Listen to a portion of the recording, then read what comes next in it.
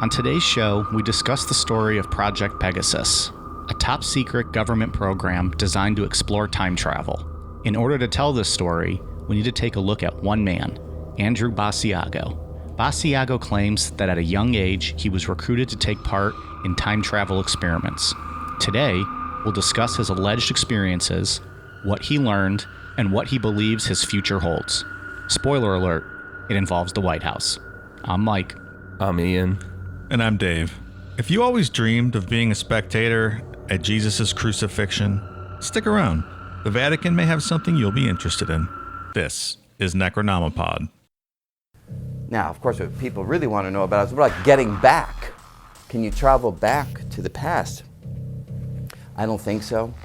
We don't know for sure.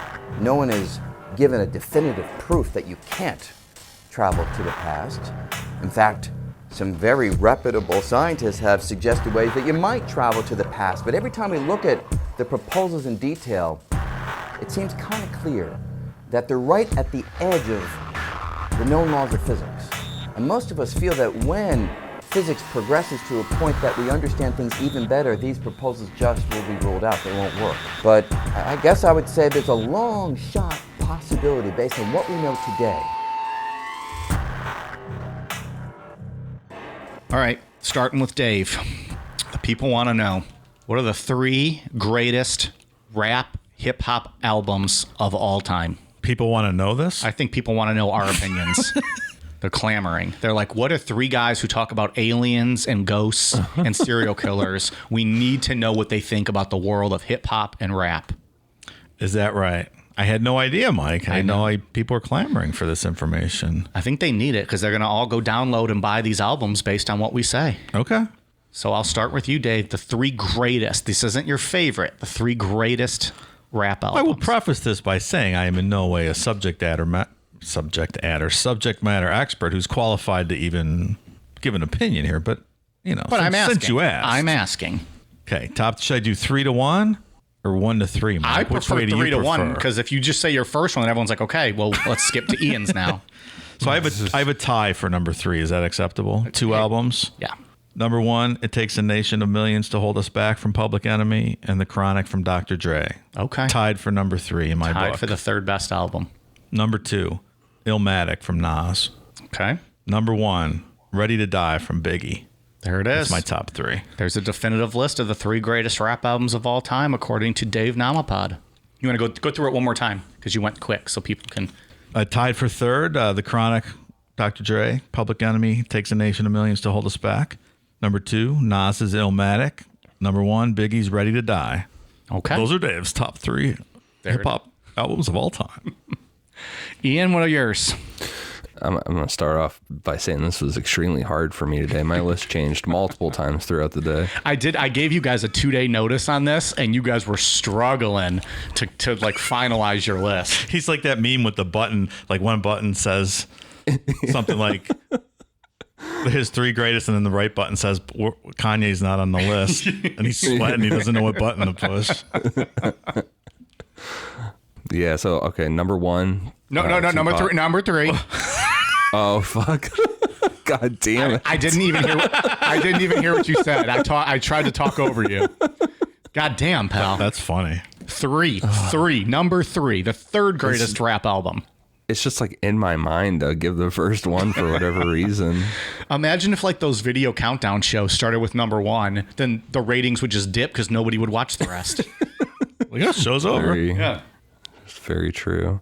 All right, so number 3, Watch the Throne by Jay-Z and Kanye West. Number 2, Nas, Illmatic. And then number 1, Tupac, All Eyes on Me. Damn. Solid list. Did you and Dave have the same number 2? Yeah. You had Nas, the same Illmatic. So that one. So do it again, Ian. Watch the Throne from Jay-Z and Kanye West. 2, Nas, Illmatic.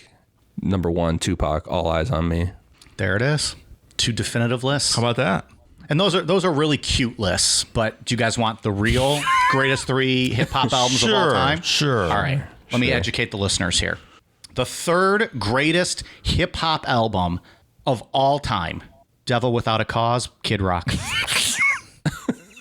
Oh, man. Number 2, greatest hip hop album of all time. If anybody knows hip hop, it's Insane Clown Posse, Amazing Jekyll Brothers. And the number 1 greatest hip hop album of all time, Big Willie style, Will Smith. Is that right? That is the definitive list. Rolling Stone actually Okay. agreed with me on all of that. Okay. Yeah. Is that right? Devil Without a Cause, Kid Rock, number 3. Amazing Jekyll Brothers by Insane Clown Posse, number 2. Big Willie style, Will Smith, number 1. That's a list, all right. That's a list. What kind of list that It's is? something. But That's something. That's yeah. a list. It's 3 numbers and some words that you rattled off. But. So there it is. So everyone can vote. All of our listeners can vote on whose list was the best. I'm quite confident mine will win. What about Vanilla Ice to the Extreme? I noticed that wasn't on your list. It didn't make it. No. What about MC Hammer? Hammer, don't hurt him. No. Now you're insulting my Oh, list. okay. Yeah, come on. I'm just saying, how many Gathering of the Juggalos did Nas headline? I rest my case. Jesus. This is just a ridiculous show. So you guys did your greatest, but I know you were also racking your brains over what your favorites are. Do you guys have any of those you want to throw out as like your favorite list? Yeah, we could do that. Go. Hey, it's up to you guys. You don't have to. So I love Biggie. I have Ready to Die on my favorite list. Enter the Wu-Tang 36 Chambers on my favorite list. The Miseducation of Lauryn Hill. That's on my... I'm just going by what I listen to all the time. Well, it's your favorites. The Miseducation of Lauryn Hill is one of the greatest albums I've ever heard. So, what else I got? Mobb Deep, The Infamous, Death Certificate from Ice Cube. I just love that one. Wow. Giving Up the Nappy Dugout. You got One of Cube's greatest songs. You got a big list of favorites there. That's like my your- list. That's your top 5. See? All right. So you're telling everyone if they're going to listen to one album that was discussed today, you say Lauryn Hill. Would that be your takeaway if they're going to listen to one of these things that Dave mentioned today? If you've never heard it, sure. Absolutely. Okay. All right. Ian, go ahead. Give us your Kanye albums. No, that goes without saying. I like all Kanye albums, so I don't even need to get into like which ones I think are the best. Whatever. Are you I masturbating like them Ian all over there? equal. All right, Ian, if you had to tell a listener who has not really ever heard Kanye, tell them one album to go listen to, what's going to be? I would say My Beautiful Dark Twisted Fantasy. Okay. So let it be written, so let it be done. Yeah, that's a good one to start off with. I had Black Star from Mos Def and Talib Kweli on my top 3 for a second there this afternoon. I love that album. It's good. Is that for favorites or best? That was for best for me. I had that Gotcha. on my best for a second there. Honorable mention then for you. Yeah, and that's and then Nas, the Stillmatic is really good. I had Fuji's on my list too, on my top 3 briefly today too. My things switched so much. Ian's going to give you his top 20 greatest albums of all time. I know. Maybe that'll be And then, like Dave said, Mobb Deep, The Infamous. That's a great album. Yeah. You know what else I left off? Low End Theory from Tribe Called Quest. Yeah, that's Great a good one album. too. You guys didn't do any Bone Thugs. Oh, yeah. I thought Yeah, for sure they're- it would have been on somebody's list. Hometown Heroes. What's their first out? They just had the one album that was really popular, right? They just kind of, at least that's the only one I can think of. Like I can see the cover of it. I don't remember. I don't recall the name. My Google's broken, or I would look it up. All right. So now that we got that out of the way, people have been begging for our hip hop list. Really? At Consult a one point legitimate today- source somewhere. At one point today, I had 2 Tupac albums on my list, and I'm like, I gotta mix this up a bit. Well, let's dive into some time travel. We haven't done any time travel talk really, other than the Art Bell episodes we did. So, what do we got today, Ian? Tonight we are going to be talking about Project Pegasus. The story of Project Pegasus is largely based around one man, Andrew Basiago. But to understand his story, we need to take a look at some other things that have come up over the years when it comes to time travel. Because he kind of picks and chooses from different lore, I guess you would call it, in time travel. Andrew Basiago isn't the only claimed time traveler. We were going to mash it up into one big episode and do the Montauk Project, the Philadelphia Experiment, and Art Bell's favorite time traveler, John Titor, into one big episode, but it would have turned out to be like 4 parts as I started digging into it. I'm like, these are all separate episodes. Maybe a whole month's worth sometime. Well, not anymore. The time travel. Because we're doing this one. That's true. Not anymore. We already. Yeah. Thanks, Mike. Unless we can go back in time and then just do it all as one. At the end of this episode, we might be able to do that. Right. I really tried to read about time for a bit there and tried to type this out as best as I could. I felt like I was hitting like the Betty and Dreesen episode where we talked about dimensions. I was like hitting that level of being confused and my head hurting a bit. It gives you a headache just thinking about it. Yeah. Yeah. So I'm going to try my best to explain some of this stuff. As far as time itself is concerned, Albert Einstein proved that time is an illusion. It isn't a constant and can be different depending on your speed through space. Space would be the third dimension with coordinates of length, width, and height, while time would show up in the fourth dimension, adding the coordinate of direction. And it's our understanding that the direction of time only moves forward. What's this now you're saying? Come again? All right, we'll see everyone next week. Travel back to the beginning of this episode and fast forward this section. Einstein's theory of special relativity says that time will slow down or speed up depending on how fast you move compared to something else. So let's say that you had an identical twin and you got into a spaceship that was traveling at the speed of light and your twin stayed on Earth. In the spaceship traveling at the speed of light, you would age slower than your twin on Earth. I imagine you would, right? Yeah. I don't know. Obviously. Makes sense. Have you seen Interstellar, Ian, or is that the one you did not see? I didn't see that. Wait, is that the Matt Damon one? Yes. Yeah. McConaughey, Matt Damon. I didn't know McConaughey was on it. It's really good. Now I have to see it if McConaughey is in it. But it was he aged, like there were different aging processes on different planets. It's like if he went to this one planet, he aged, 50 years every hour they were there. So it was kind of interesting. It was relative to the gravity or something. I don't know. Very complicated. Well, that's what used to happen to me back in college when, I'd be with one of my female callers and she'd be like, wait, that's it? It's over? I'd be like, well, you're on Planet Mike. Time moves faster here. Time moves faster when you're experiencing bliss. Is that right? Yeah. Well, that's how it goes. You know what you call a hand job from Einstein? What? Stroke of genius.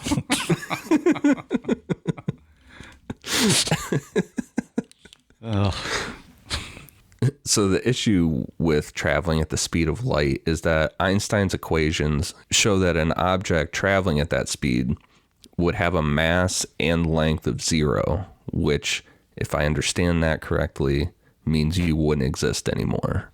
Kind of like the clit, Mike. Maybe the clit travels at the speed of light in your reality. I think that's why you can't find it. That's what it is. I'm living in my reality and clits don't exist here. I can confirm 100%. Einstein's theory of general relativity says that gravity is able to bend time.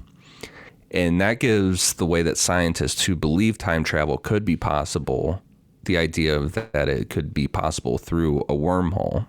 NASA says to achieve time travel, theoretically, you could create wormholes between 2 points in space-time. And again, if I understand correctly, this would have something with mass passing through the fourth dimension of space-time and would cause time to bend. Like the way that I read this was that think of like you put hold out a piece of fabric and that's space-time. And if you put something solid on it, it causes that fabric to dip down. So Yeah, got it. Mike's asleep, Ian. I am not asleep. This is very fascinating information. And I've also seen it explained too, where if you put you punch a hole in a piece of paper at the top and the bottom, and you say, look how far this distance is from each other. But then if you fold the paper in half, the holes are right next to each other. Right. Same kind of Holes is holes, Dave.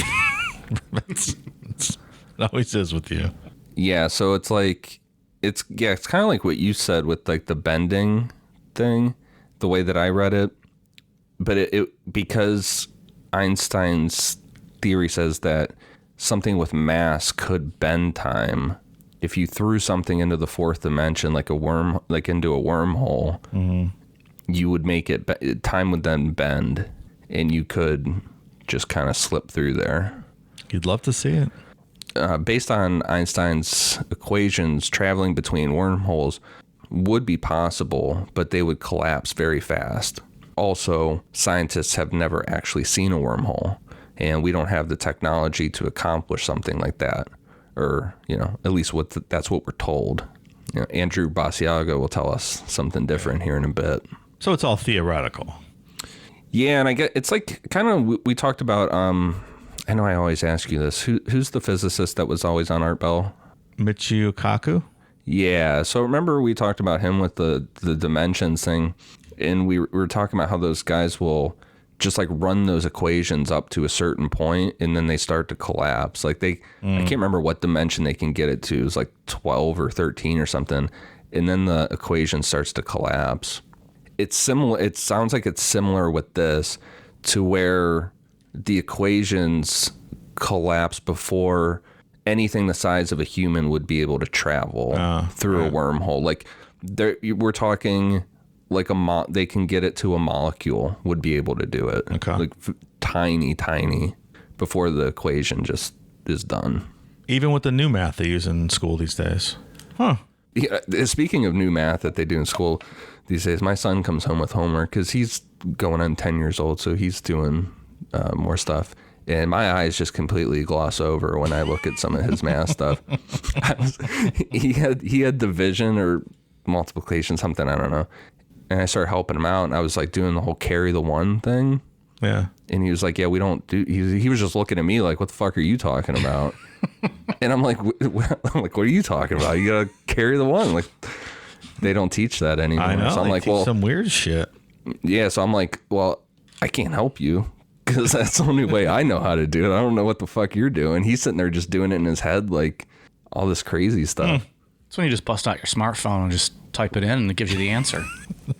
I know I had this suck on that, teacher. teachers. I know I had this teacher back in the day that always talk shit, saying you wouldn't have a calculator in your pocket at all times. I'm like, yeah. Wrong. So people that believe in time travel or claim to be time travelers often point to it starting with Nikola Tesla. In a 1908 speech, Tesla alluded that he could make matter disappear and reappear, along with making matter move through the air. Science as we know it today, there isn't anything out there that can achieve what he was alluding to. But some people believe he did create a teleportation machine, and his machine was expanded on to create a time traveling machine. In most conspiracy theories regarding time travel, and in the case of Project Pegasus, expansion of Tesla's technology came in the form of the chronovisor created by the Vatican. Father Francois Brune says that in the early 1960s, he met a former scientist who turned priest named Father Pellegrino Ernetti, and the two were talking about interpretations of the Bible. And Ernetti said, you don't need interpretations when you can go back and see it for yourself.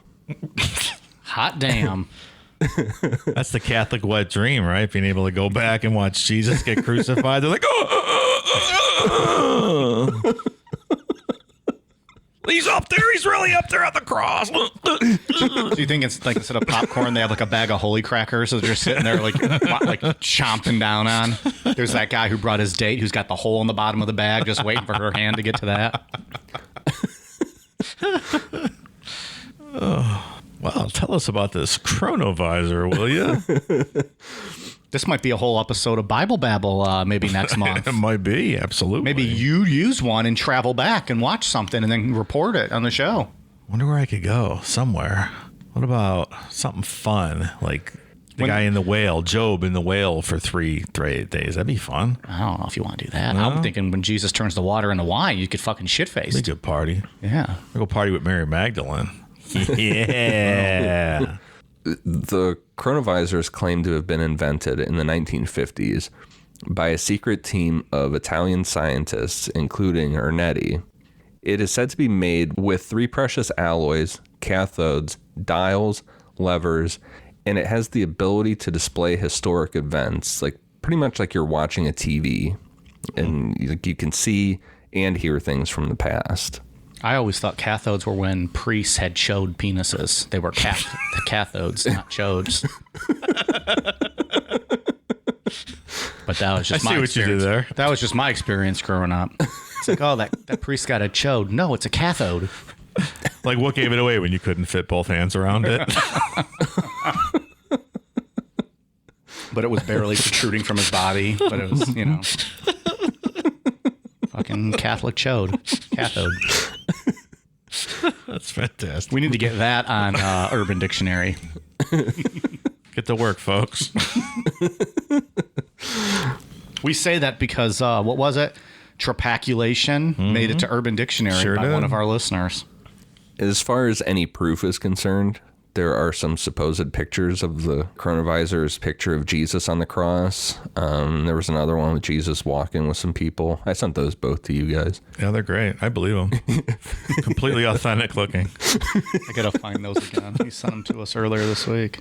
Ernetti never provided a detailed explanation as to how the coronavirus was actually made or how it worked, except to say it ran by a, quote, processing residual electromagnetic radiation left over by numerous processes. Oh, that's some words, I guess. Yeah. Yeah.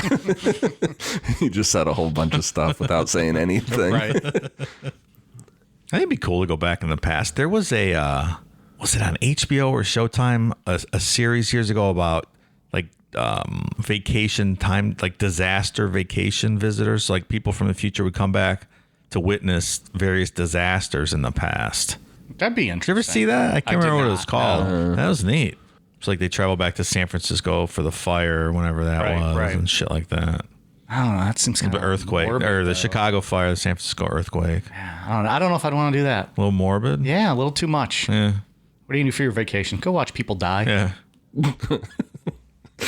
Not going to help out. I'm just going to literally sit there and Yeah. watch with my Jesus crackers. And Arnetti claimed that he had to destroy the coronavirus to keep it out of the hands of evil. But many in the world, the conspiracy world, who believe in some of this stuff, believe that the Vatican still has the coronavirus. But if you believe Andrew Basiago, and for the sake of this episode, we are going to believe him. God damn right we are. The coronavirus fell into the hands of the U.S. government and DARPA. Dun, dun, dun, dun. You know what happens if you stay in the coronavirus too long? What's that? You get the coronavirus. Oh, God damn. when he first said coronavirus, like that's what came to my mind was coronavirus. And I was like, that's not fun. And DARPA stands for the Defense Advanced Research Projects Agency. It's a very real thing, but once we get into it a bit and what projects they work on, we'll see why it's attached to a ton of conspiracies, or why it's easy for conspiracy people to say DARPA's involved or something. DARPA's current mission statement is, quote, to make pivotal investments in breakthrough technologies for national security, and they have an annual budget of $3.4 billion. DARPA was created on February 7th, 1958 by President Dwight D. Eisenhower in response to the Soviet Union's launching of Sputnik 1 in 1957. Since then, what makes DARPA so successful is that it's exempt from laws that would put the brakes on most government agencies. Specifically, DARPA isn't subject to the Federal Acquisition Streamlining Act of 1994. And I guess this sets up all sorts of procedures for hiring and managing personnel. Like, they don't really have to answer to anyone. And DARPA also has the option of funding projects through, quote, other transactions, which is a special power granted by Congress to avoid the procedures of any money that would be normally associated with federal grants and stuff. Like, they can take outside money. Like the CIA funding the Contras by importing cocaine into the United States in the 80s. Yeah, probably something like that. Other transactions. Yeah. That probably happened a bit, I would assume. So I was looking at projects that DARPA is currently working on. These might have changed. The the list that I found was a year or two old. I don't know. They switch out projects a lot, or they'll put some on the back burner, like if they're not making any progress with them, or something else comes up that they feel that they need to make, that should replace it. They cycle it back in later when you get some fresh blood to look at it. So what they're currently working on: synthetic blood, sensors that can see underground, powered exoskeletons, controlled robot insects, which that one sounds fucking nuts. Terrifying. It's like these little bugs, like hundreds of thousands of them, that just look like little flies, but they're like mini drones, and they can just put a swarm on an enemy. Mind-controlled artificial arms. So it'd be like if you lost an arm, it's an artificial arm that would move with, like, you could just think it and make it move, like you make your arm move. Programmable shape-shifting matter. So think of Terminator, like the morphing metal kind of stuff. Yeah. And laser-guided bullets, which that's pretty scary. Oof. You shoot someone in Colorado from here, right? With a sniper rifle. So, and like when you hear that, like some of that stuff doesn't even sound real, but those are real things that they are working on. So that's real easy for people that are, deep into conspiracy type thinking, that they could easily think, you hear something crazy like a time travel machine, and you're like, of course DARPA is working on a time traveling machine.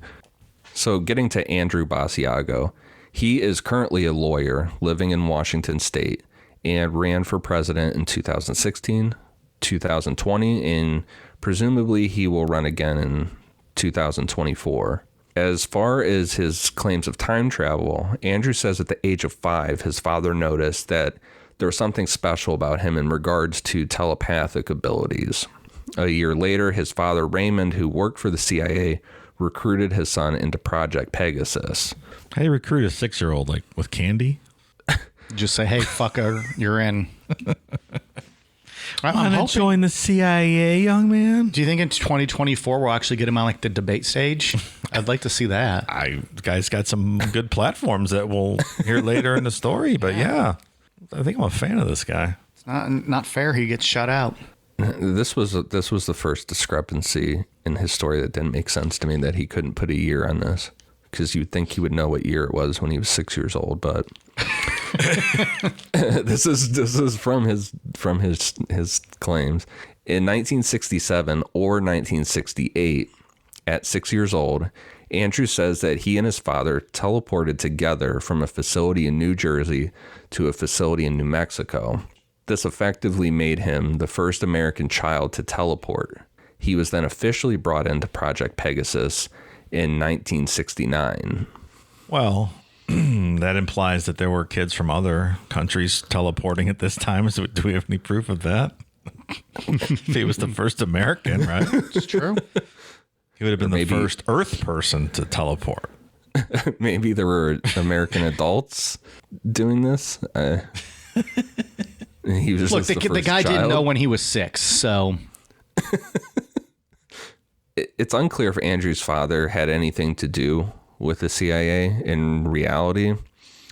It is confirmed that his father worked for the Ralph Parsons Company as an engineer.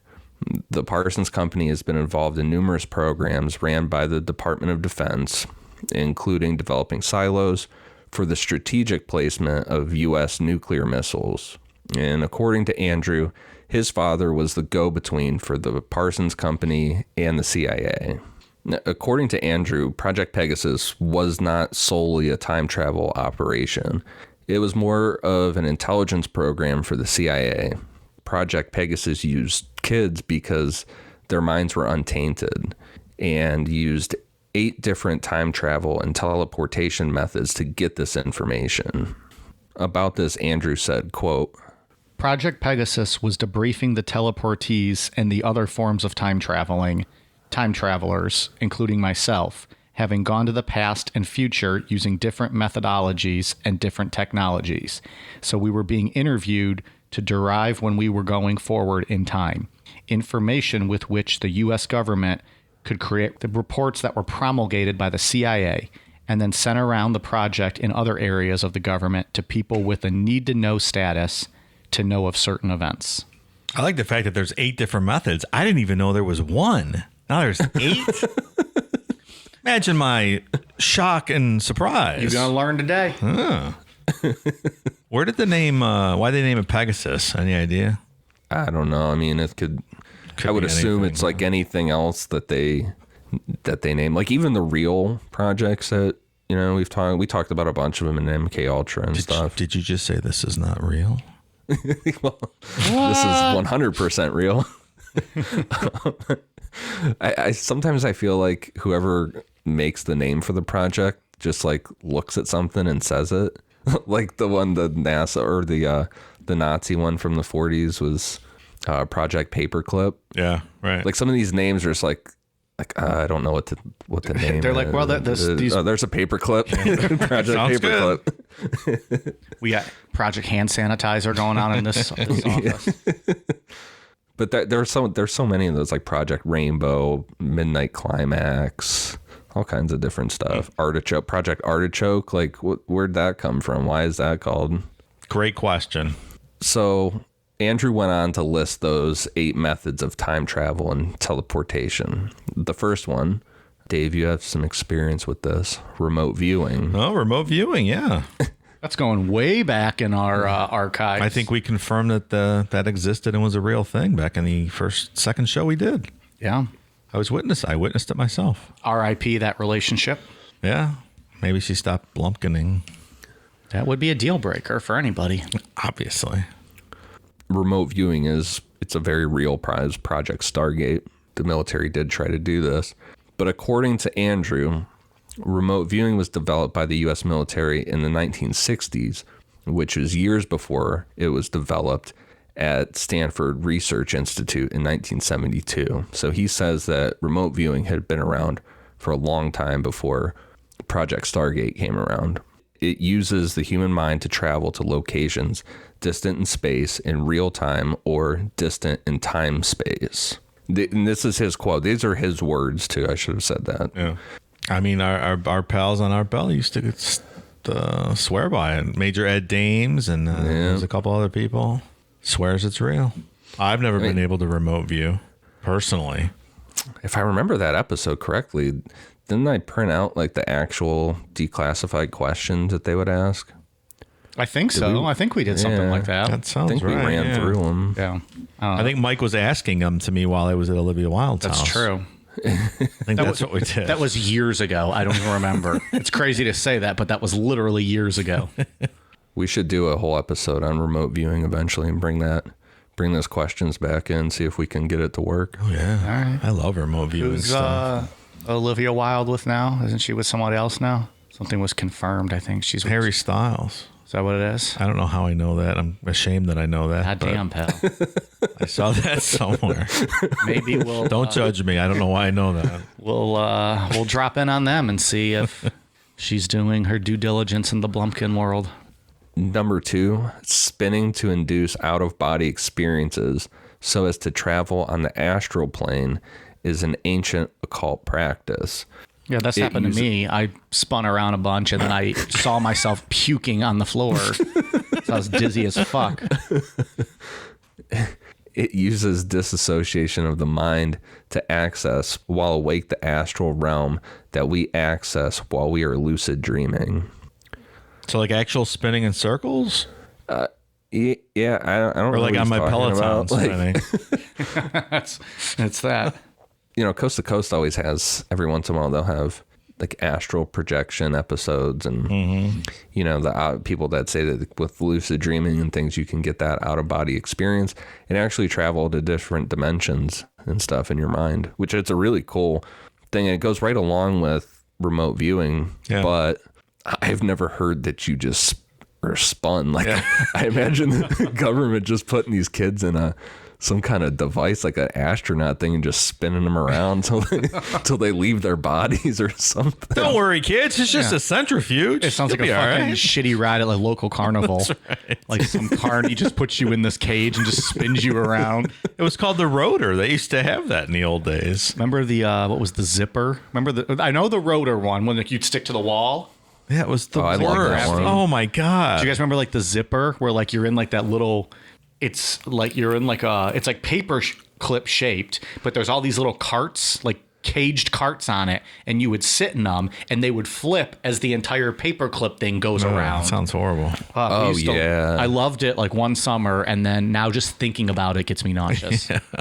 Those are the kind of rides like that one and Ferris wheels and stuff that I start acting like a big dickhead on, and I'll like Nope. I'll start like when it stops at the top, I'll start rocking the Ferris wheel. Nope. Fuck that. Not if we're there, you will. I will never go on a Ferris wheel with you, Pally.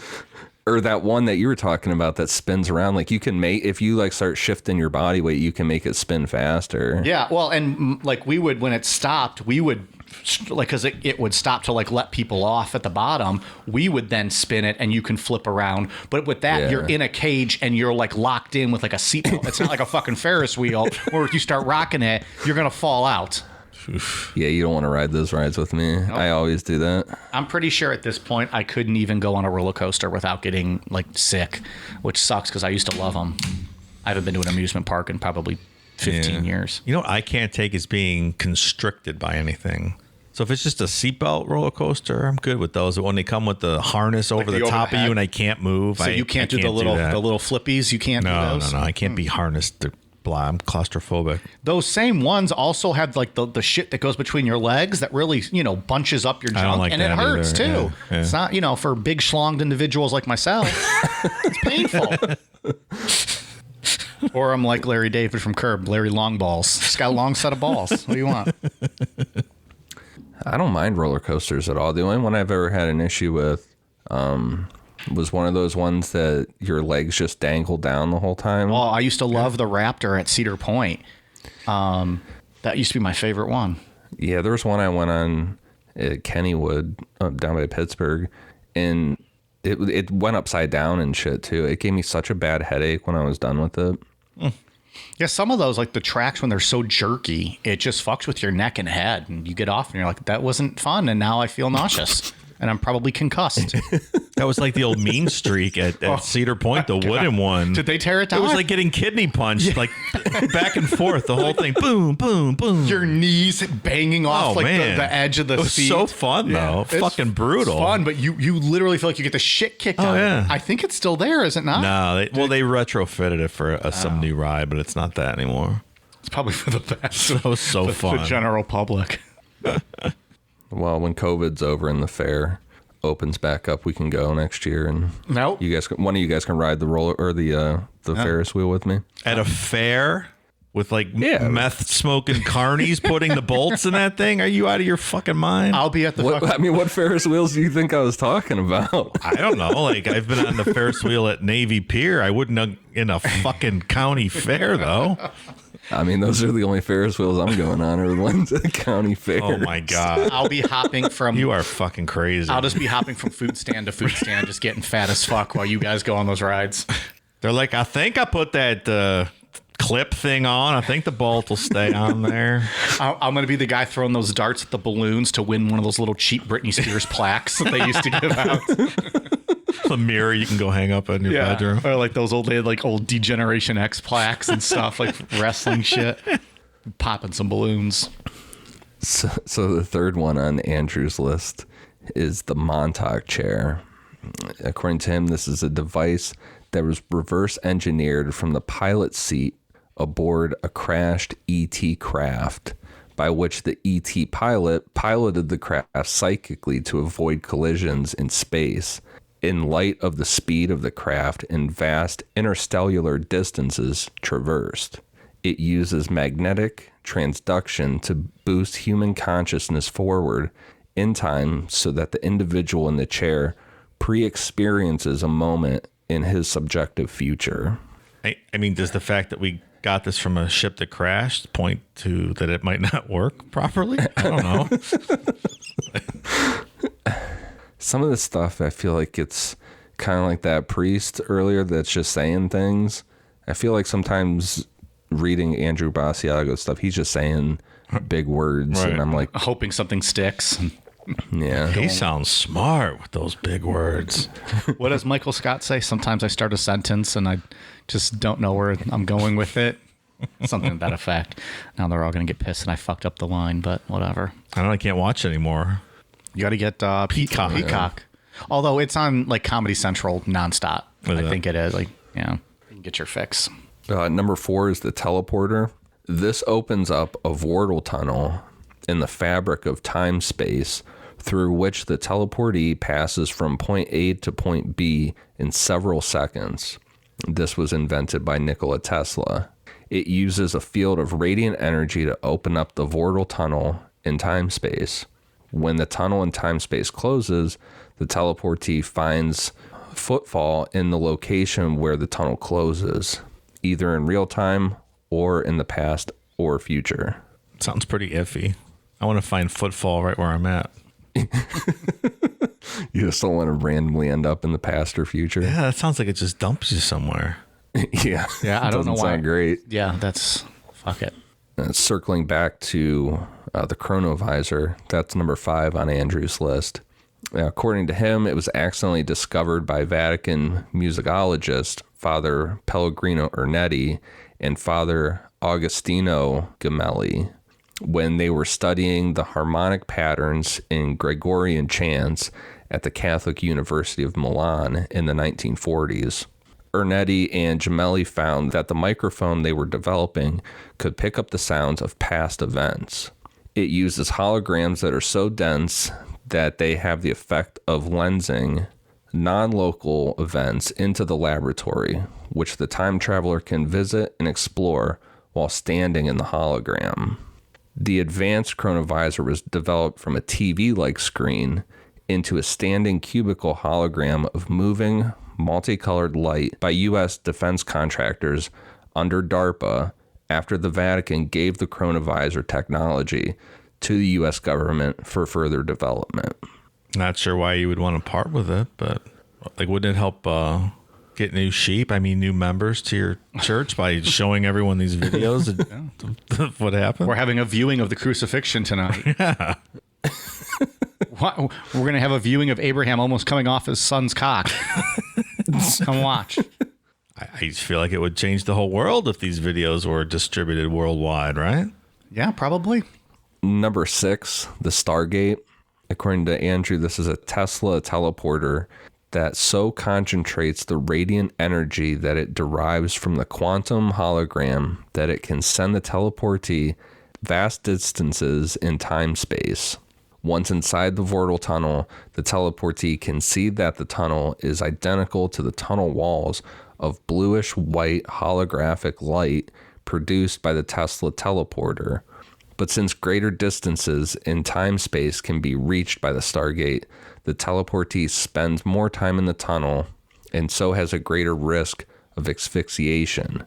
It was via Stargate that Project Pegasus was accessing the year 2045 in 1972. Great movie, Stargate. Love it. Top 5 movie. Really? Of course. It is really good. I haven't seen it. You should watch it. I'll put it on that list, Dave. Yeah. Yeah, sure you will. Number 7, the plasma confinement chamber. This was invented by Dr. Sterling Colgate, president of the New Mexico Institute of Science and Technology. And also toothpaste. And a physicist at the Los Alamos National Laboratories. It uses radioactive plasma to propagate a wormhole, which the time traveler travels in order to be embedded temporarily in a past event.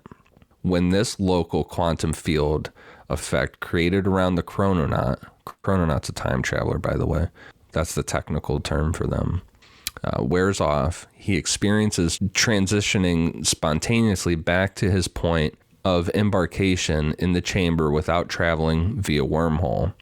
It was via this device that Andrew D. Basiago was sent to Gettysburg, PA in 1863 in spring of 1972, as seen in the Josephine Cobb image of Lincoln at Gettysburg.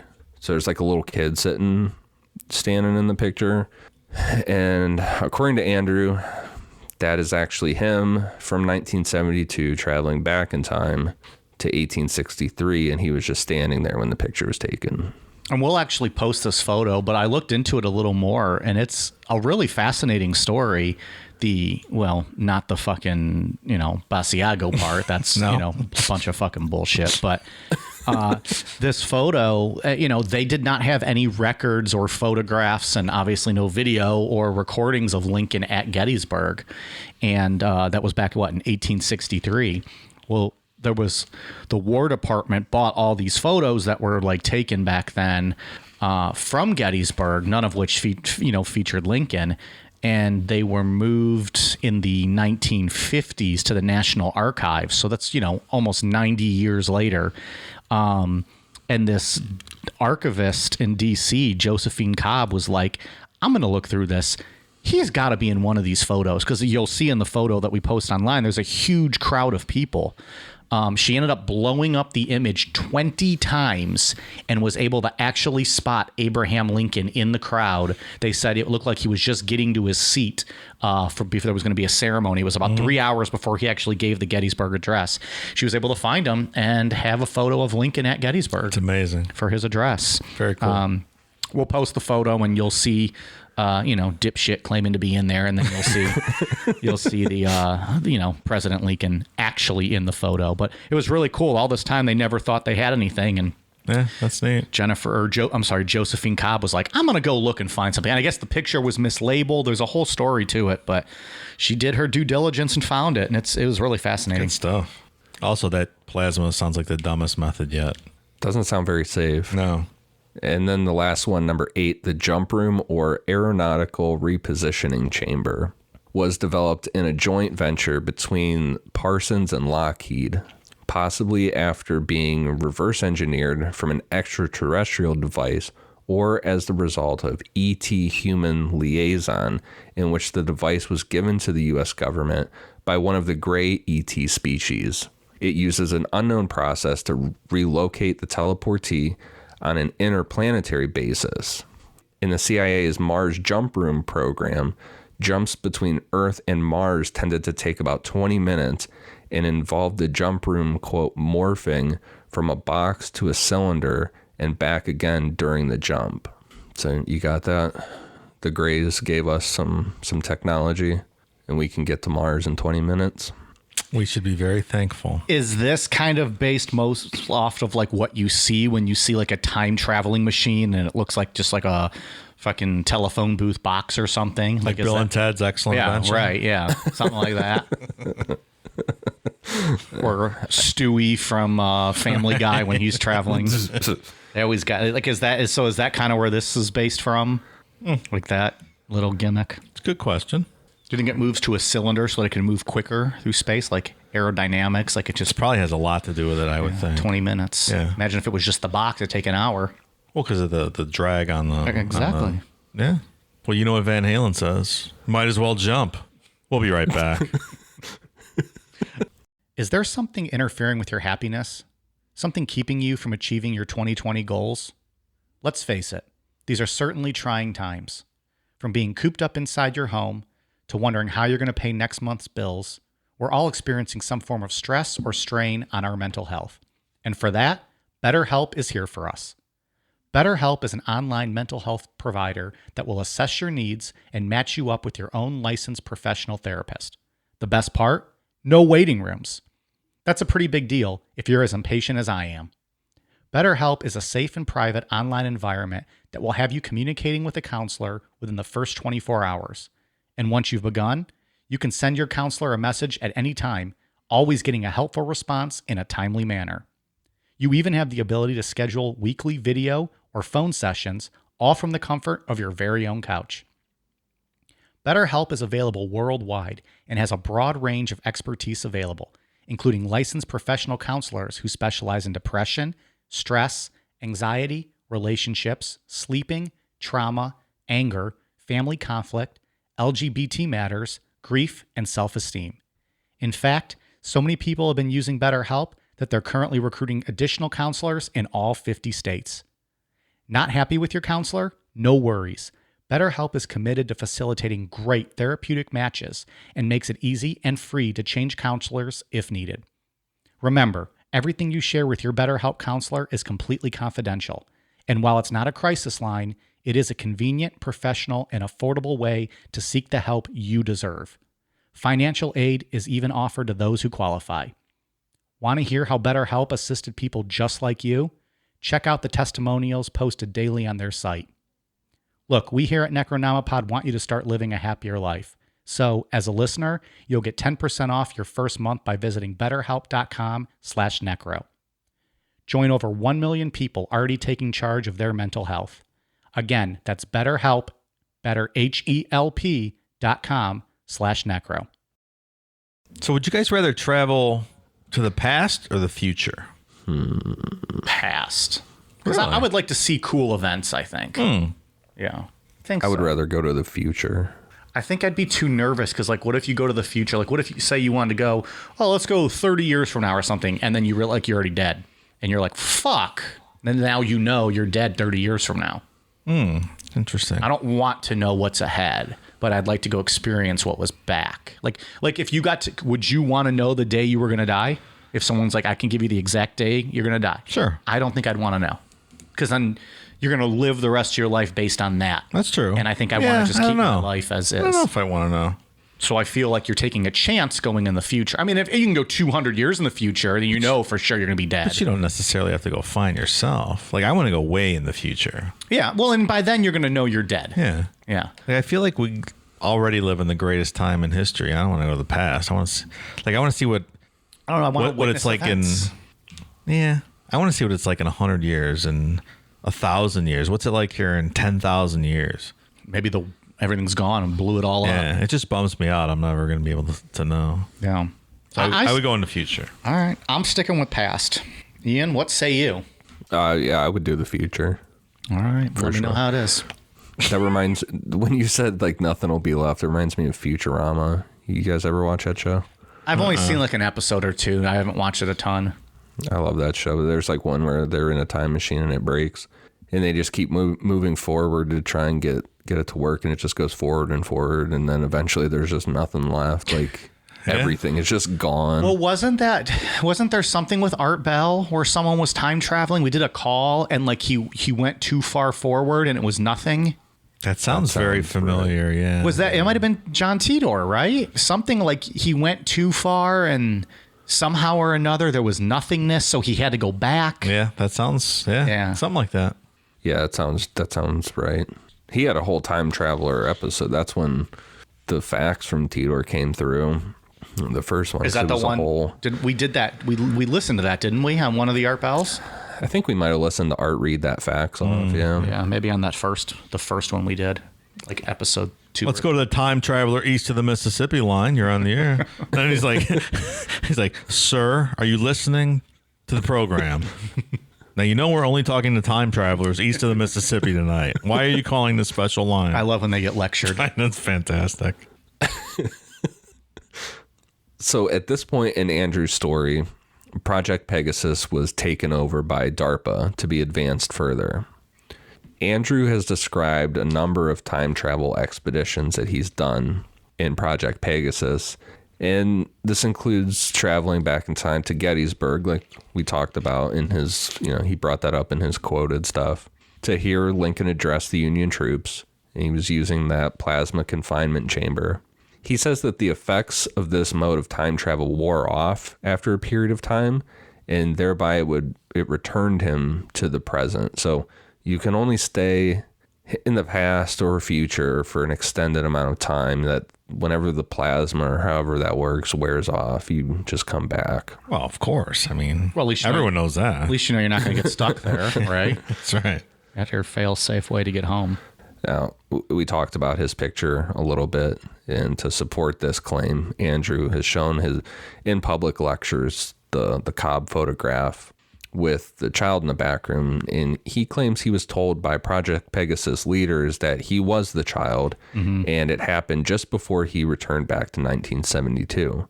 About this, Andrew said, quote, In spring 1972, my father took me to a time lab in East Hanover, New Jersey, where, under the direction of Dr. Sterling Colgate, I entered a lucite chamber where plasma was emitted, and while immersed in the plasma, I wormholed to Gettysburg, PA on November 19th, 1863, where I was depicted in the famous Josephine Cobb photograph of Abraham Lincoln at Gettysburg. And actually, Ian, I know you had said he was in the background. He's actually in the foreground of the photo. kind of closer up. And then like the whole, there's a mass of people behind them. And that's where Cobb zoomed in and was able to find Lincoln's face. He went into some other details with that too, because like in the picture, it looks like the kid's wearing a big pair of shoes. Like the shoes are too big on the kid. And he said that he like didn't have his shoes or something in 1972. So They the do, CIA just gave him like a bigger pair of shoes, like someone else's shoes to wear. Look like fucking clown shoes. But yeah, so he didn't have his shoes for whatever reason in 1972. So the CIA hooked him up with some other nice shoes. Andrew has also given some other accounts of using the chronovisor method. And he said, quote, "In fall 1970, the children of my group first began accessing past and future events via third and fourth dimensional Ernetti Gemelli chronovisors, situated at the General Manufacturing Company in Convent Station, New Jersey, a public auditorium under construction in Morristown, New Jersey, and the ITT Defense Communications Facility in Nutley, New Jersey." Andrew's claims of visiting a classified facility run by ITT in Nutley, New Jersey in 1970 got Art Bell's attention when he interviewed Andrew in 2015. In 1970, Art was employed by ITT in a classified NATO communications project, and this was something that Art had never announced publicly or talked about. So Art was really taken back on air when Andrew said he saw Art working on a classified project at Nutley in 1970 when Basiago was only 8 or 9 years old. Explain that, Mike. You can't. Perhaps his dad, who was, connected to all of this, saw Art and then just told his son. Oh, yeah, that makes sense. Yeah. Good answer. I hadn't thought of that. Yeah. That one got me too when I first read these notes, and I was like, wait, how do I make sense of this? Oh, his fucking dad was connected to all this. He probably was like, hey, kid, you know that guy on the show, radio, Art Bell? Yeah, Right. He used to work for NATO and did this stuff. And when you were 8, I sent you in a time machine back, and you looked at him. Yeah. Oh, and by the way, I sent you back. Andrew also says that through the chronovisor, a highly classified film was made of the crucifixion and resurrection of Jesus Christ. Andrew claims to have seen the 20-minute film and said it matched up to what is depicted in biblical accounts of the life of Jesus. So explain that, Dave. They got video. They have video proof of the crucifixion and resurrection. Well, it must have been a highlight reel if it's only 20 minutes, right? Didn't take him 3 days to resurrect? Yeah. Well, I'm sure they didn't just have the video. They're not going to sit you and make you watch. time lapse. Yeah. We don't have time for all this. Yeah. Well, I don't want to just look at a fucking tomb for 3 days. See that big rock in the cave tomb slowly start sliding open. God damn, there he is. Boom. It's true. We need to get that video and fucking do a watch along Mystery Science Theater style for that. We tell everyone we're going to do that, and then we just watch like Passion of the Christ and just do that one. That's funny. Andrew further claims that the 9/11 Twin Tower attacks was foreseen by his father and other Project Pegasus participants. He says that Donald Rumsfeld was the middleman at the time between Project Pegasus and the Pentagon, and therefore knew about the 9/11 attacks in advance. Well, thanks, fuckos, for, alerting us and stopping it. They let it happen. Yeah. Somebody get the loose change guy on the phone. Ian, does the loose change guy know about this? Is that the guy that made the documentaries about all that? Yeah, the loose change movie. Yeah. I can't remember the guy's name. Was that one of those conspiracy movies? Yeah. Isn't that it? Loose change? That sounds Am I making that up? Now I think that it's you loose said change. that, Yeah. We got fucking smartphones. I think so. Keep talking. I'll look it up. There was one that was on Netflix all the time, or for a while back in the day. Loose Change is a series of films released between 2005 and 2009 that argue in favor of certain conspiracy theories relating to the September 11 attacks. Yeah. I don't know which one you're talking about, Ian. Maybe it's the same one. Maybe. I mean, it was more than one. Oh, yeah. Loose Change is the one I'm thinking of. Just wondering if this conspiracy was featured prominently. Well, it should have been. It's legit. Andrew also says, I feel like, before I start this, I feel like his claims just get more and more controversial as he goes along here. Andrew also says that. I feel like as it gets closer to election, he gets more and more controversial. Get his name in the fucking news. I want this guy on the debate stage. Last year, they had 197 people at the Democratic debate stage. Let's get this guy on one. This guy's got some good ideas. We'll get to him in a minute. Andrew also says a number of U.S. presidents and vice presidents were pre-identified through time traveling by other Project Pegasus participants.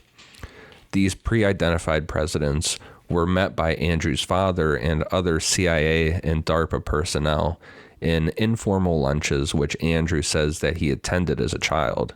About this, he said, quote, I also met several future national leaders of the United States at lunches that were held in Albuquerque, New Mexico, with project principals shortly after they were apprised of the fact that using its quantum access capability, DARPA had determined that they were destined to serve as president or vice president of the United States. These individuals included President George H.W. Bush, Vice President Richard B. Cheney, President George W. Bush, and President William J. Clinton. You mean I was on that list, Mike? I had no idea. Mr. President, you were aware. Do not deny it. I was busy getting my cock sucked, and I'm now on the DARPA list. What happened? Less than a decade after completing his participation in Project Pegasus in 1972, Andrew claims that he learned that Barack Obama and Andrew himself had been pre-identified as future presidents during another classified program ran by the CIA. Well, in all fairness, everyone else he listed became president. So he must be onto something. He's 100% calling it. He did not list one person there that didn't become president or vice president. Do you think it's possible he's mistaken about himself, though? How dare you? I'm just throwing the question out there. From 1980 to 1984, Andrew says that he was recruited into a second CIA project that involved the use of the jump room teleportation technology for travel to Mars. Remember we talked about how it turns into a box, then to a cylinder or whatever? Yeah, that's right, the telephone booth. So while on Mars, Andrew says that on multiple occasions, he witnessed life on Mars as well as secret bases there. There's a picture I'll text you guys. I'll try and find it again. He claims it's a dinosaur on Mars. That one of the rover things picked up. Well, hopefully Perseverance will be taking some new photos of these dinosaurs soon. Yeah. Maybe the photo I'm assuming is similar to who was it? Fucking Meyer, who had the pterodactyl photo. Billy Meyer. Yeah. He had that photo of a fucking dinosaur. Ridiculous. That popped up on our social media the other day, and it reminded me, and I just had a fucking laugh. He used the image of like that celebrity singing on a show and said it was somebody. He's like, I think that's me. Yeah. What a fucko. Hey, doesn't Doctor Who, don't they travel through like phone booth type things? Is that where they got No, this I know from? nothing of that stuff. No, the Who's a band, Dave. Play music. Doctor Who, Mike. Doctor Who. Oh, okay. I don't either. I just am vaguely familiar with that. So in 1980, at the start of the CIA Mars jump room project, Andrew says that he and Barack Obama were actually roommates, but Obama went by a different name, which was Barry Soetoro. This is where Andrew and Barack learned that they had been pre-identified as future presidents. About this, Andrew said, quote, So Barack Obama was not only aware of his presidency when we were being trained in 1980, when he was 19 years old, and just turned 19 in August of 80, but when we were rooming together briefly a couple of days at the College of Siskiyous, he was reading briefing documents that they were giving him to groom him for the presidency. You got it right again. Another future president. Still batting 100. President, what was it? Barry Soetoro. I mean, President Obama did go by that name. That's not like wasn't that his Soetoro? stepfather's name that he went by for a little bit? Like I don't think that's made up. Well, I believe this is very much made up, but the name maybe not. I didn't know that he went by that name. That was I an think actual so. name. The website that I ended up finding all this stuff on, which I'm going to be using in the future for all these type of episodes, because it's amazing website for all this nonsense, was exopolitics.org. And they were talking about that name as if it was proof of Andrew's claims. I know. I didn't think that was a secret. When they were like linking it to proof, I'm like, Yeah. well, now I don't believe this name is real at all. So Barack Obama traveled to Mars briefly. Obviously. They were roomies. As far as Andrew's upcoming presidency, he says that the year would vary, because he said he was pre-identified, that he would either be president in 2016, 2020, 2024, or 2028. He's running out of options here. Yeah.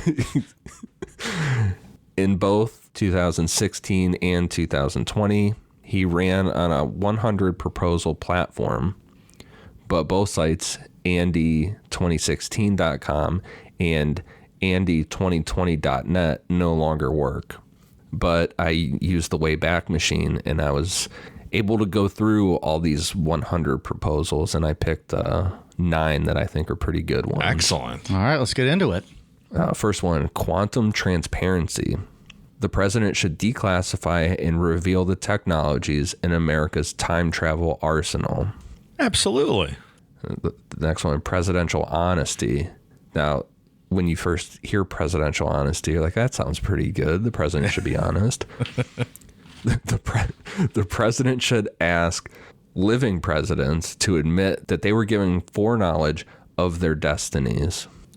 You think President Sartoro is going to come out and say that when I was on Mars, They told me I was going to be president? Bill Clinton needs to come forward and say he knew about it all.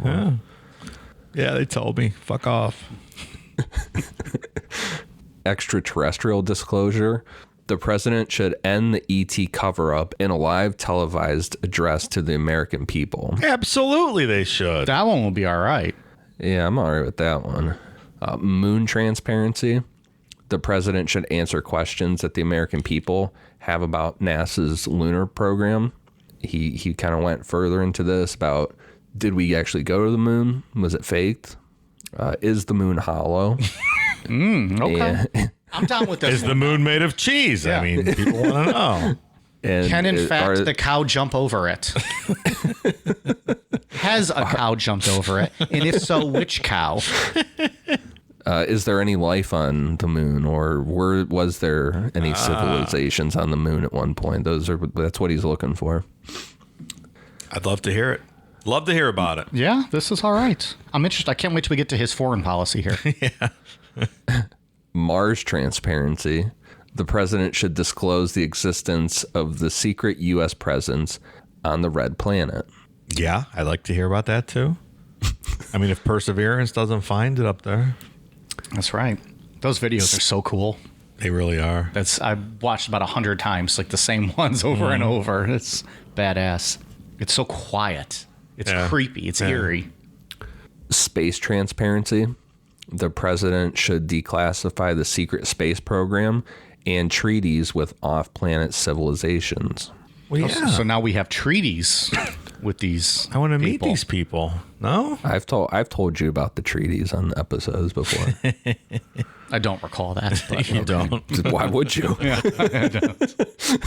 just need to know we have them. Yeah, I mean, if we have them, I want to know about them. But, let's not, we might be at war with these people. I'm not sure we have treaties. We'll do a whole episode on the secret space program eventually. There's a whole lore that goes into that. This might be my favorite one on this list. Sasquatch protection. The president should list the Sasquatch under the provisions of the Endangered Species Act.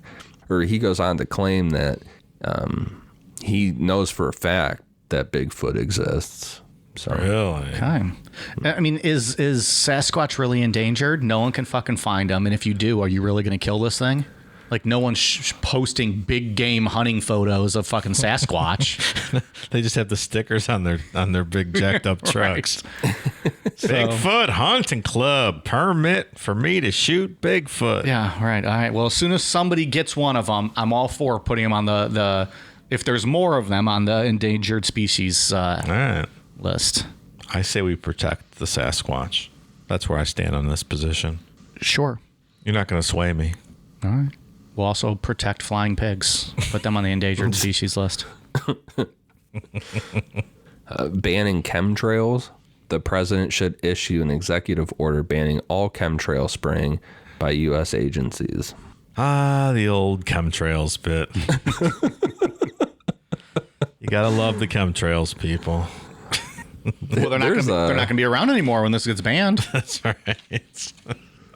There's someone that I loosely know that posts a lot of things on Facebook that was posting a lot of rants about chemtrails the other day. And I was reading them and I'm like, whew. These are some thoughts going on here. You're saying some stuff. Welcome to people. And then the last one, banning fluoride. The president should ban fluoride from the American water supply on the grounds that it's a toxin. But Andrew explains this a little further, and he's going off the idea of our favorite occultist, Madame Blavatsky. Madame Blavatsky said that when she was talking about like how there was Atlantis and all the root races and stuff, and we got down to humans because things is like something like fluoride would have made us lose our psychic abilities and our way to open up our third eye. Oh. And Andrew actually does say that on his website in his proposals that fluoride is preventing us as humans from being able to open up our third eye. That there's a whole lore or conspiracy with fluoride that it's intentional, that the government puts fluoride in our water to keep us from, being able to open our third eye and use the actual abilities of our brains. Huh. I thought it was to keep us from having teeth that look like George Washington. You would think, but that's not the truth. Because didn't people have terrible teeth before they started putting fluoride in the water? Wasn't that the whole deal? I am not familiar on the I think so. history of dental. All right. What do you guys say we go ahead and buy the domains for Andy 2024 and Andy 2028 right now? And then it just clicks to it just goes right to our Amazon page for people to buy merch. That's great. We could do an Andy 2024 t-shirt. That'd sell like hotcakes. No, maybe not. I want to start a movement to at least get him on one of the debate stages. I mean, he's an independent, I guess? Not really doing debates for independents. Question. He must be. He's in the kook party. We'll just get enough crazy people to run, and he can fucking have a debate with them. Is this guy uber wealthy? I don't know. Are you asking if he owns Uber? I don't think he owns Uber. He's an actual lawyer, and he skirts around some of the stuff he says, because I was reading like an actual outside of his stuff and conspiracy websites that he could be disbarred if he takes it too far with some of his claims. So he hovers right on the edge of saying something way out of line. But yeah, he's a lawyer, so I don't know. I mean, anyone that could actually travel in the future obviously would have brought back lottery numbers and sports betting results and stuff, and would be super wealthy. That's what I would do. Anyone. Yeah. So that's my what I'm using to judge this guy on.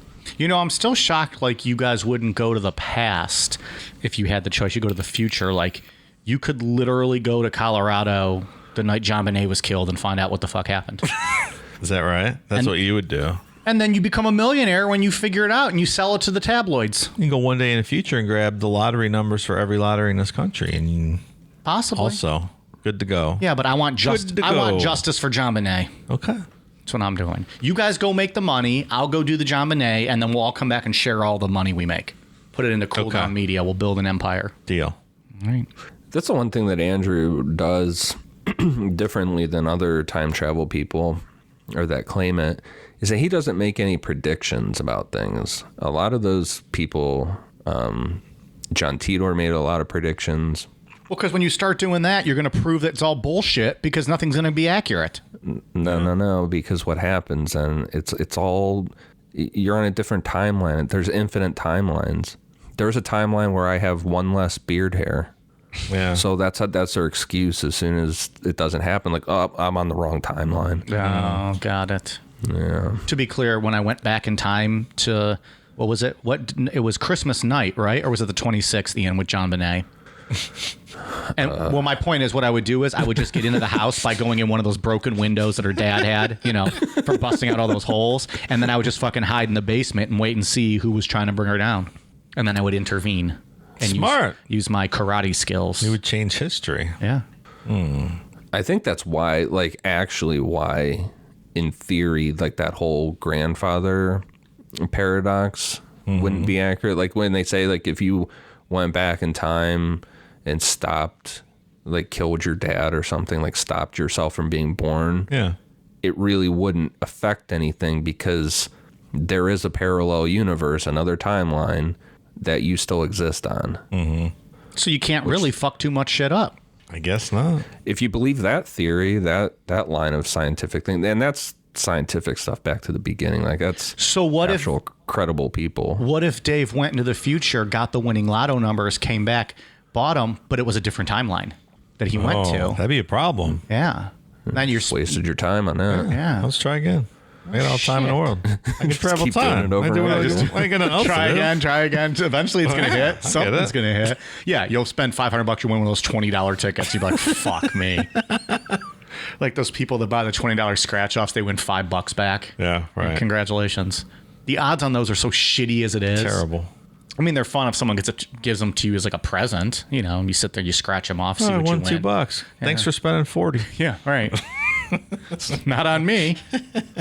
Yeah, I just remember the whole idea, and Back to the Future 2 was what I was saying earlier. Did you ever seen that? With Biff, he got rich because he got that sports betting almanac from the future. Yeah. Yeah, So, I have seen those. I haven't seen them in so long. Best time Is it travel. the second one where his mom was trying to bang it, like trying to date him? That was the first one. I was going to say, I think that's the first one. She's like, "Hey, Calvin." It's like, "Why are you calling me Calvin? That's what your underwear say." Oh, man. Was that the best time travel movie? I would say so. I don't know. I really like Bill and Ted. I like Bill and Ted too. Yeah. Time Traveler's Wife. I don't know. I'm a big Michael J. Fox fan, but I really like Bill and Ted. I have not seen Time Traveler's Wife. Terminator. You know what? I really like Edge of Tomorrow, that Tom Cruise movie. That's a good time travel movie. We'll add it to the list. Apparently Ian too, because I don't think he's seen it. I have not seen that one, no. Really? So, even though we're not going to be doing these all, consecutively, we do have plenty of more time travel topics, like Ian alluded to, coming up, sometime in the future that we'll get to. So it's not like this is just a one and done for us. No, we still got 3 more to do at least. Yeah, we'll space them At out. some point. Yeah. I'm scrolling. I think scrolling through here. I'm scrolling through his website because I left it open. The one from 2016. I found his bit on fluoride. It's straight up like classic conspiracy thinking, and he even links the Nazis to it. Like I said, Madame Blavatsky has some ties to fluoride and things. He said since the 1950s, fluoride has been placed in most U.S. drinking water, despite the fact that the evidence against ingesting fluoride is quite strong. Fluoride is considered a hazardous waste by the EPA. It is the active ingredient in Prozac and rat poison. The Nazis used it to sedate prisoners in concentration camps. Its effects include calcifying the pineal gland, thereby blocking the third eye, which is believed to be the source of human intuition. We should ban fluoride from our public water supplies to prevent the negative public health effects of this established toxin. You don't want to fuck up your pineal gland, Mike. Well, I think to combat that, you just take a Blue Chew. It combats the fluoride chemicals in your pineal gland. Good point. Good point. That'd be the ultimate battle, though. Fluoride versus Blue Chew. Who's going to win out? Okay. Well, that is Project Pegasus and Andrew, what is it? Basiago? Yep. What else we got? That's the story of Andrew. All right, Ian, you got any final thoughts on Project Pegasus? I feel smarter after doing this outline. I feel like I learned a lot. Yeah, this is a lot of information here. A lot of science this week. Not just talking about, killing people, cutting their heads off, and fucking a skull. This is a little more thinking in this one. That's true. A little more thinking. I feel like my IQ bumped up a couple points. Hell yeah, brother. Nice. Dave, you got anything else on this one? No, it's cool. I hope it's real. I love time travel stuff. Give me time travel movies, I'll watch any of it. All of it. I mean, I don't believe anything that Basiago said, but I'm sure the government's been working on time travel stuff or has some kind of limited technology that they've been working on probably. I hope so, man. That's likely. I want to see it. Yeah, that's what I meant when I said my IQ dipped down a bit, or I was sarcastically saying my IQ, whatever. Andrew's story has made me feel a little dumb, but I'm sure that, the government, they've at least entertained the idea of time travel at some point, Of course.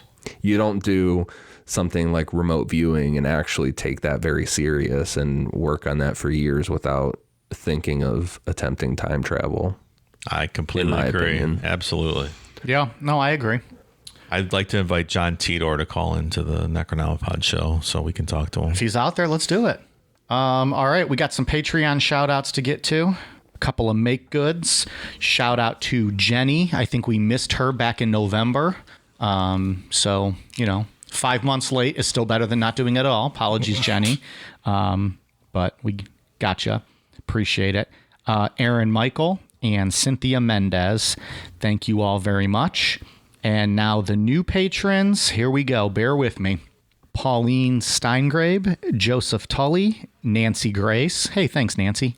Beck, Travis D, Blumpkins Outback, April Darst, Julian Picao, Sebastian Rosas, Carmen, Aaron Gendrew, Zach Bone, Mars Denton Studna, David McMurray, Kat Beanboy, Robin Lacey, Nicole Monday, Jennifer Hughes, Nolan B _0601, Zombie Killer, Deanna Wright, Django B, Krista Zometa, Josh Welty, Jennifer Stinnett, Jillian Sepik, Kelly, John Holdaway, Kristen McNichol, Shane Sawkey, Austin Monroe, Bebe, Lauren Bud Ice Mora, Jody, Samantha Keller, Crystal Rolfe, Matthew Jacklin, Davina Way, Gloom 315, Keely Philbrook, Cody Bunker, G Money, Shelley Wright, Marcellus Turnage, Tommy Fisher,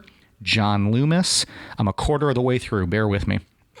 Tate Miller, Nicole Arena, Nick R, Braven Webster, Michelle McEwen, Jennifer Walker, Olivia, Old Dirty Slizza, Chris Hoagland, Kara, Kristen Cauliflower, John B. Erdman, Samantha, Amy Elizabeth, Winston Kimbrell, Kylie Craig, Adam Donovan, Mariah Lalonde, Evil Pancake Lord, Jude, Alec Berggren, Dylan Music, and Jolene Pruitt.